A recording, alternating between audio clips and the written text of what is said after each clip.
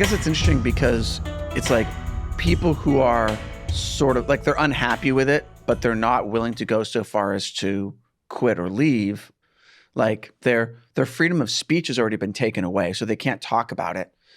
Freedom of the press has been taken away, so none of the media locally are going to report on it.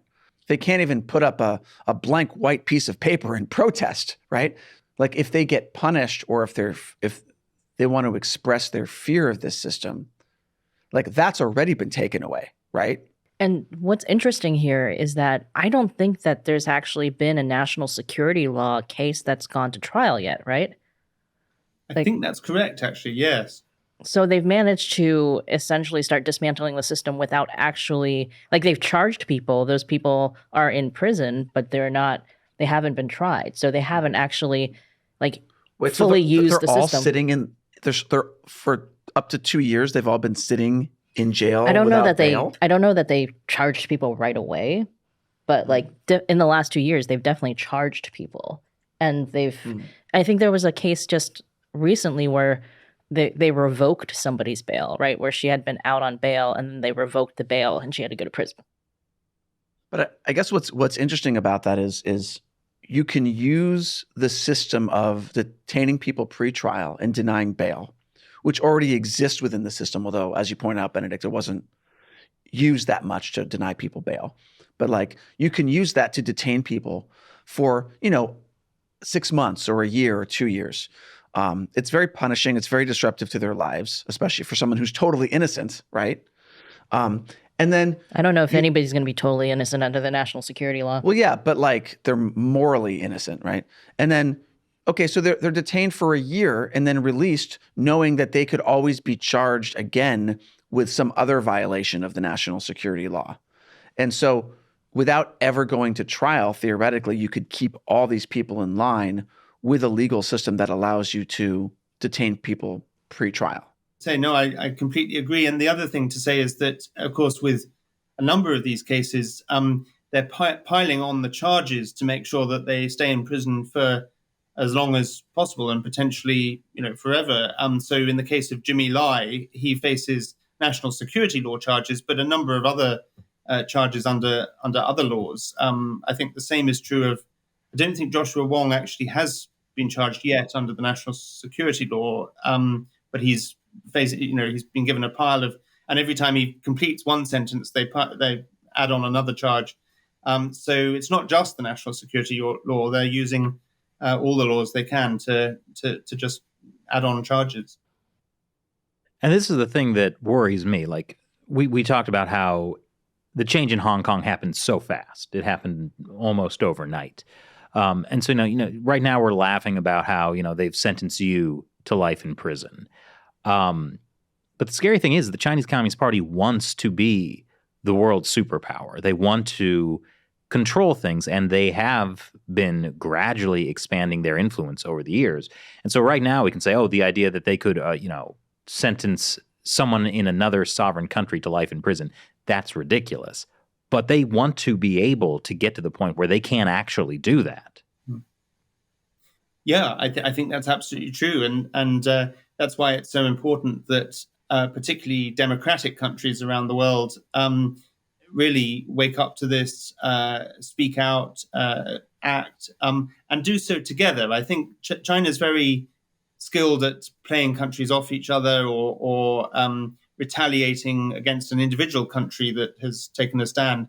But if democracies coordinate more together and take a stand, and actually there was in a very small way, there was a little bit of an example of that earlier this week. The Canadian High Commission in London asked me at short notice to if I would come in to brief them, and I thought initially it was just with Canadian diplomats, but they then invited several other countries: the Australians, New Zealanders, the US Embassy, Japan, and the European Union, and that was really welcome. That I had a chance to talk to all of these diplomats from different countries in one room.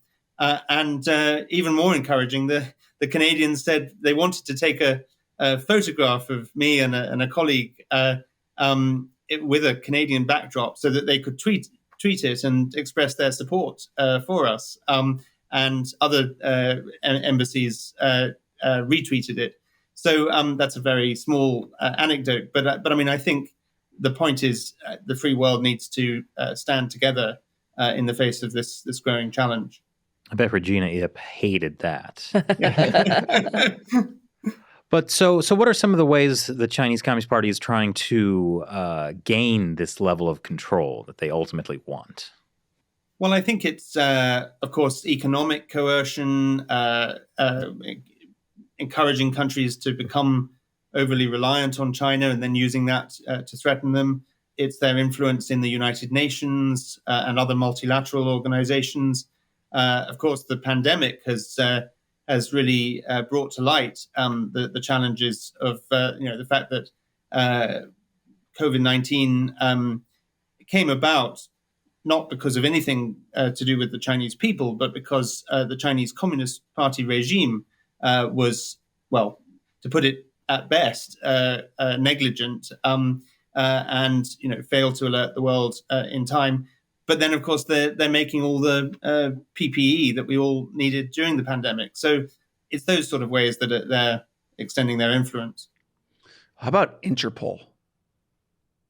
Interpol is definitely a key concern, and actually, I mean, I'm certainly looking into what can be done in my own case to prevent, for example, red notices being put out, which it's highly unlikely that European countries, for example, would actually extradite me. But it's not inconceivable that if the Chinese put a red notice out in Interpol, my travel in Europe to those countries that still have extradition agreements with both China or Hong Kong might be, more inconvenient. I might potentially be detained, and that's happened, for example, with Bill Browder, a prominent critic of Putin. He's actually been stopped and detained in certain European countries, and then, of course, there are countries further afield that probably would extradite a person. And this isn't just about me. This has happened already to Chinese dissidents, to Uyghurs, and others. So, yeah, China's influence in Interpol is a major concern. And I mean, Interpol couldn't even protect, as you'll recall, its own previous president, who was Chinese, when the regime decided they wanted him back. Interpol couldn't protect him. So China's influence in Interpol is definitely a concern. Yeah, I think a lot of people might find it far-fetched that, the Chinese Communist Party, China could have that kind of level of control where they could actually arrest, a foreign citizen. But yeah, look at Interpol. The current president is Chinese, right? Yeah, they elected another Chinese. Yeah, after the last one was kidnapped by China, the last Chinese. He obviously wasn't good enough. Yeah, and as you mentioned, there's cases of Interpol being used by authoritarian regimes. Bill Browder is American, right? That's right. He's American, and he also has British citizenship and based in the UK. So, yeah, this is a very clear way of if these authoritarian regimes gain control of international institutions like Interpol, the international police, essentially, in a way, that could actually start affecting the world. Really, since the end of the Cold War, I think there was this sort of complacency or arrogance that happened in the West, where it's we're at the end of history, liberal democracies have won. And I think a lot of people just don't believe China or Russia could ever challenge that there could be a situation where liberal democracies are no longer the dominant power in the world. Yeah, absolutely. And I mean, I think Russia's invasion of Ukraine and China's